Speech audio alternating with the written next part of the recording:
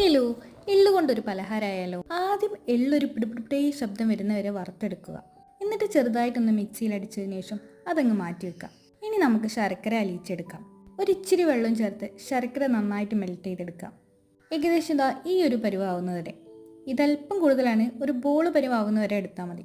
എന്നിട്ട് എല്ലാത്തിലേക്ക് ചേർത്ത് നന്നായിട്ടങ്ങ് മിക്സ് ചെയ്യണം.